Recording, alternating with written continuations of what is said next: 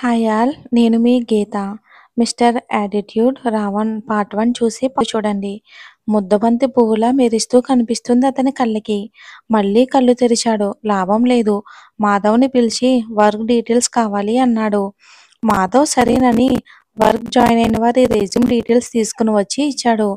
ఆయువ్ అన్ని చెక్ చేస్తూ ఉండగా అతని చూపు ఒక దగ్గర ఆగిపోయింది. అది ఊర్వి డీటెయిల్స్ లా ఉన్న ఫామ్. తన ఫోటోపై ఉంది అతని చూపు. ఊర్వి ఎన్నిసార్లు తన మనసులో అనుకున్నాడో తెలియదు ఆయువుకి. మాధవ్ ఆయువ్ చూపు ఆగిపోవడం చూసి ఫైల్లోకి చూశాడు. ఊర్వి ఫైల్ అది. పేరు ఊర్వి. Jewellery design. 6 months అవుతుంది జాయిన్ అయ్యి సార్. చాలా టాలెంటెడ్ పర్సన్ అని చెప్తాడు. మాధవ్ చెప్పింది విని ఏదో గుర్తుకు వచ్చినట్టు చూసి ఇంకో 3 monthsలో బెస్ట్ జ్యువెలరీ డిజైన్ అవార్డు మన కంపెనీకి రావాలి. ఒకసారి తన్ని పిలవండి, డిస్కస్ చెయ్యాలి. ఓకే సార్ ఓకే అని ఊర్వి దగ్గరికి వెళ్ళి తీసుకొస్తాడు మాధవ్. ఆయువుకి తన్ని చూడకపోతే గుండె ఆగిపోతుందేమో అన్నట్లు ఉంది. అందుకే ఇలా ప్లాన్ చేశాడు ఆయు. కొద్దిసేపటికి మై కమిన్ సార్ అని మధురమైన గొంతు. డోర్ వైపు చూశాడు. ఎస్ కమిన్ అని అన్నాడు. లోపలికి వచ్చి నిలబడింది. కన్ను మూస్తే ఎక్కడ ఆ రూపం మాయమవుతుందేనోని రెప్ప వేయటం కూడా మరిచి చూస్తున్నాడు ఆయు. అప్రయత్నంగానే సిట్ అన్నాడు. ఆమె దగ్గరకు వచ్చే కొద్దీ గుండెల్లో ఏదో అలజడి. ఇంతకు ముందెప్పుడు లేనిది. అసలు చెప్పాలి అంటే అమ్మాయిల వైపు కానీ వారిని తన దరిదాపుల్లోకి కానీ అస్సలు రానిచ్చేవాడే కాదు. అతని చూపుకే భయంతో ఎవరూ దగ్గరకు రావడానికి సాహసించేవారే కాదు. కానీ ఇప్పుడు ఒక అమ్మాయిని చూడటానికి ఆయువుకి ఎందుకింత ఆలోచన? ఎందుకిలా చేస్తున్నాడో తనకే అర్థం కావట్లేదు. ఊర్వి భయంతో వణుకుతూ కూర్చుంది. తన భయం కళ్ళల్లో కనబడుతుంది. ఇక ఆయు తన భయాన్ని చూసి కొంచెం గొంతులో గంభీరతను తగ్గించి, చూడండి మిస్, ఇంకో 3 monthsలో జ్యువెలరీ డిజైన్ అవార్డు మనకే రావాలి. హార్డ్ వర్క్ చేయండి. మీరు డిజైన్ చేసిన ప్రతిదీ నేను చూడాలి. అతను మామూలుగానే చెప్పినా తను వణకడం చూసి తన సీట్ నుండి లేచి ఊర్వి వైపు వచ్చాడు. ఊర్వి కూడా సార్ లేచారని తను కూడా నిలబడింది. ఇక తన టేబుల్ పైనున్న వాటర్ గ్లాస్ తీసి ఊర్వికి ఇస్తూ డ్రింక్ ఇట్ అని అన్నాడు. ఊర్వి కూడా వణుకుతూనే గ్లాస్ తీసుకుని తాగి టేబుల్పై పెట్టింది. ఆయువుకి ఊర్విని చూడగానే మొదటి చూపులోనే నచ్చింది మరి. ఓకే సార్ అని చెప్పి వెనకకి తిరిగి వెళ్ళిపోతూ ఉంటే భయంతో తడబడి కాల్ చైర్కి తట్టి ముందుకు తూలి ఒక్కసారిగా పడిపోబోతూ ఉంటే ఊర్విని వెనక నుండి తన నడుం చుట్టూ చేతి వేసి తన వైపుకి పట్టుకున్నాడు ఆయు.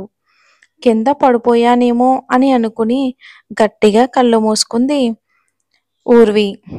ఆయు తనని పడిపోకుండా పట్టుకున్నాడని, ఊర్విని దగ్గరగా అదుముకున్నాడని, ఆమె ఒంటి నుండి వచ్చే కస్తూరి చందన పరిమళం వస్తుంది. ఓ మల్లెపూల బంతి వచ్చి మీనుని తాకినట్టు ఉంది. తనకు తెలియకుండానే రెండవ చెయ్యి కూడా తనను పట్టుకున్నాడు. ఇంకా తనలోకి పొదుపుకుంటూ ఆమె నుండి వచ్చే పరిమళాన్ని ఊపిరిలో నిలుపుకుంటూ ఆమె భుజంపై తలను ఉంచాడు ఆయు. ఇంకా ఇంకా పడిపోకపోవటం వలన తన చెవి దగ్గర వెచ్చని శ్వాస తగులుతూ ఉంటే తన చేతి పట్టుని తన నడుముకి బిగుసుకుపోవడం తెలుస్తూ ఉంటే తను ఎక్కడ ఉన్నదో అర్థమై గాబరాగా కదిలింది. తను కదలడంతో ఆయు కష్టంగానే తన్ని వదిలాడు. ఊర్వి భయంతో సారీ సార్, మీరు చెప్పినట్టే డిజైన్లు డ్రా చేసి మీకు చూపిస్తాను సార్. అండ్ టీం వాళ్ళకు కూడా డ్రా చేయమని చెప్పి 1 weekలో మీకు సబ్మిట్ చేస్తాను సార్ అని చెప్పి వెళ్ళిపోయింది ఊర్వి. తను చెప్పినవన్నీ ఏవీ కూడా ఆయు మైండ్కి అసలు ఎక్కలేదు. కేవలం తను మాట్లాడుతూ ఉంటే కదులుతున్న తననే చూస్తూ ఉండిపోయాడు.